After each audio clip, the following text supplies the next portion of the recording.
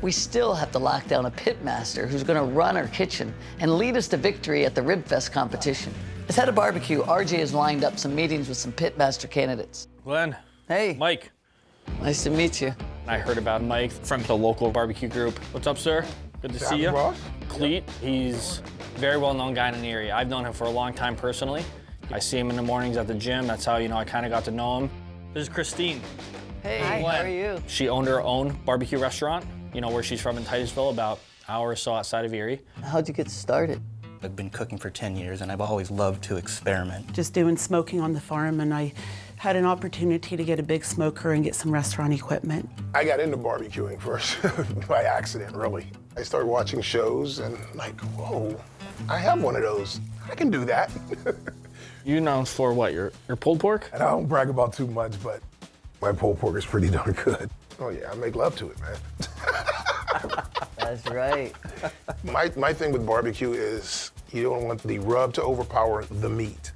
You don't want the sauce to overpower the meat. The star of the show in barbecue has to be the meat. From the minute I met him, I absolutely love Cleet. They say work your way up in proteins, but I said, nah, I gotta go straight to the brisket. Spices, just like wines, the different environmental conditions changes. I did have a barbecue restaurant. I did pastrami, brisket, pork, chicken, turkey. I smoked desserts, cheesecakes, vegetables. Really? Wow. Cakes. I'm between places. I have all my equipment still. Christina's got it all. She has owned her own restaurant, great candidate. Where have you been in that food chain of, chef, so to speak? I have never cooked in a commercial kitchen in my life. The only downfall with him is he doesn't have any kitchen experience as far as working in a restaurant. I've been a head cook. Have you ever done a traveling team or anything? Even though I don't really do it professionally, I'm looking to add competition-style smoker. Okay. Mike's barbecue knowledge is there, and he's not afraid to try new things, which could help us stand out in the competition. Have you ever done any of those contests or any of those? I never had time to do them. I was so all consumed with the restaurant.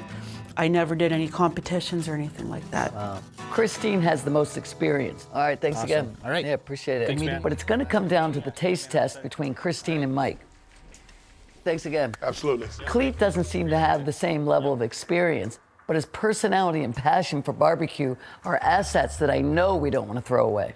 We're not just trying to create a restaurant, we want an experience. Yeah. And Yep. he really represents that. Yep. Maybe he leads the front end of the house. If you spot talent, find a place for it on your team. If a spot doesn't exist, create one. I'm excited with the outcome.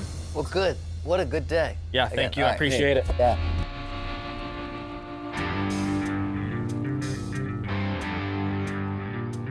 RJ's found a restaurant that's closed today where we can host our tasting. And I've asked our marketing director, Chris Norris, to join us as well. There he is. Good afternoon, good afternoon. How we doing? All right, how you doing, buddy? This is Chris. Chris, Nice to good meet to meet you. Cleet Collins. Good to meet I you. had to find a way to keep Cleet in the mix. So RJ and I decided on a role for him that might be perfect. You know me. You know people. We'd love for you to become the front man of Underdog Barbecue at Rib Fest. The front man at the Rib Fest gets the crowd excited to taste the food, and he makes the people have this great experience. Since Cleet's an important face of the operation, I've asked him to sit in and help us evaluate the pitmasters. We got Christine coming in. Here she is. How you doing? Good to see you. Yeah. Man, Christine, she bought bags of food, literally. She was nervous and excited at the same time. So you are pulling the pork. I put this on about 11 o'clock last night, and I pulled it just as I was walking out the door. There you go. All right, what is this This one? is the brisket. The brisket. This is Texas Twinkies. It smells amazing. It might be a little spicy. The bacon's good too.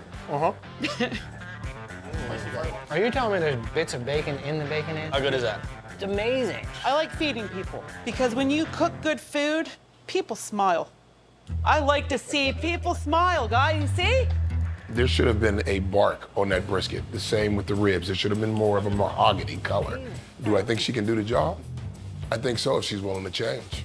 Thank you again. Thank you, Glenn. Yeah, this is awesome. I could see her running a kitchen. I could see her barking orders. There he is. Hey. Hey, how you doing? What's Hey up? guys, how are Nice you? to see ya. We do have a little bit of brisket, dig in. We got to see Michael. He's kind of like the barbecue nerd This is a variation on my signature sauce. I did it a little bit different today just because, you know, something special for you guys, so. Like he kind of just sits by his smoker at home in his free time and does research and experiments and this and that, and he knows his stuff.